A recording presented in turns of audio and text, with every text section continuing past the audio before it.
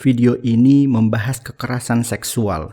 Jika konten ini membuat Anda tidak nyaman, Anda dipersilahkan untuk berhenti menonton atau mengakses bantuan melalui carilayanan.com.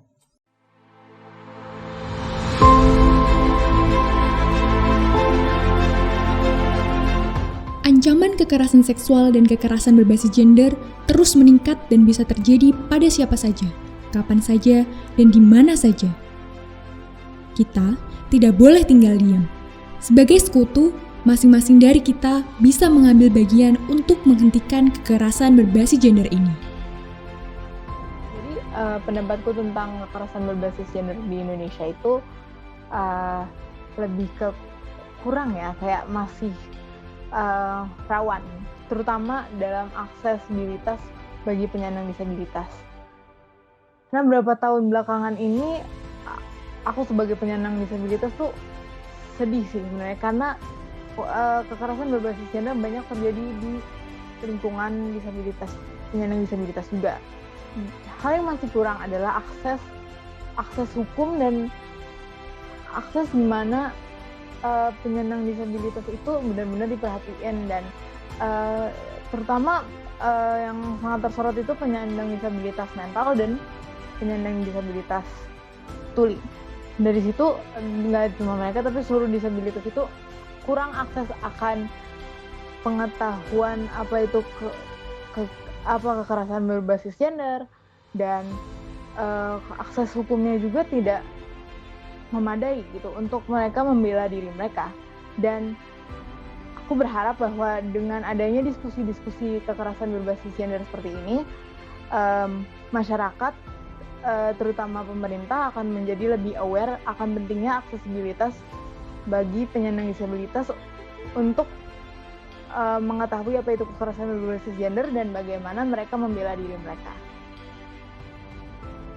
Mari kita lawan kekerasan seksual dimanapun, kapanpun, dan dari lapisan masyarakat apapun. Mari kita gerak bersama. Halo, perkenalkan nama saya Karahana Marian atau Kara. Menurut saya kondisi kekerasan seksual di Indonesia saat ini sangatlah memprihatinkan. Karena dengan begitu banyaknya kasus kekerasan seksual, pemerintah dan masyarakat lainnya seakan menutup mata dan menganggap remeh kasus kekerasan seksual. Banyak orang menganggap bahwa kekerasan seksual harus bersifat fisikal, padahal kekerasan seksual bisa berupa fisikal ataupun verbal. Jadi jika teman-teman pernah berjalan di pinggir jalan dan kemudian di catcall atau disiuli, itu adalah suatu tindakan kekerasan seksual dan kalian telah menjadi korban kekerasan seksual. Menurut saya penting bagi kita untuk bersatu melawan kekerasan seksual. Caranya adalah yang paling gampang, kita mengedukasi diri sendiri serta orang-orang di sekitar kita, agar kita semua tahu bahwa apa itu kekerasan seksual serta bagaimana cara menghadapinya. Terima kasih.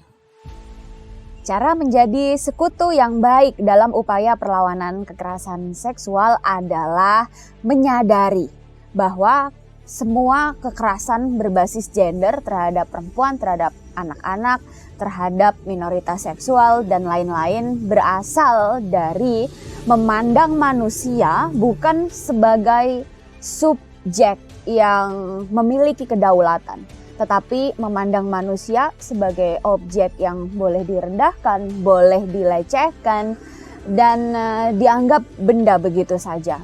Nah, bagaimana cara menjadi sekutu adalah mengupgrade pengetahuan dan mengupgrade kesadaran bahwa pikiran-pikiran subordinatif, pikiran-pikiran stigmatisasi, pikiran-pikiran yang mengesahkan kekerasan terhadap perempuan, terhadap anak-anak itu eksis di media, di komunitas kamu sendiri, di grup-grup WA kamu, di kelas, di lembaga pendidikan, di organisasi yang terlihat sangat religius, dan di mana-mana, di lembaga agama, di dalam konteks hiburan, di timeline media sosial kamu.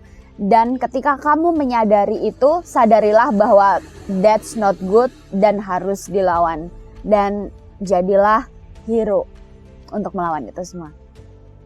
Kasus kekerasan seksual di Indonesia setiap tahunnya terus meningkat. Faktanya, mayoritas pelaku kekerasan seksual adalah laki-laki.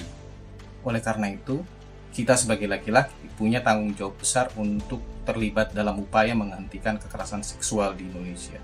Bagaimana caranya? Ada banyak caranya, tapi kita bisa mulai dengan hal yang sederhana, yaitu mulailah mendengarkan cerita dari korban dan para penyintas kekerasan seksual. Kedua, belajar tentang apa itu kekerasan seksual sehingga kita tidak menjadi bagian dari pelaku, dan upaya bagaimana menghentikan kekerasan tersebut. Ketiga, yang paling penting adalah kita bersikap dengan tidak mentolerir kekerasan seksual yang terjadi di sekitar kita. Dan terakhir, bekerja sama dengan berbagai pihak untuk bersama-sama menghentikan kekerasan seksual di Indonesia.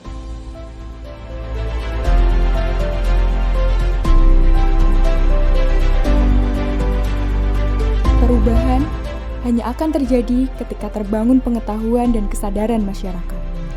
Mari bersama kita sebarkan pemahaman pada setiap orang, agar daftar kasus kekerasan seksual tidak lagi panjang.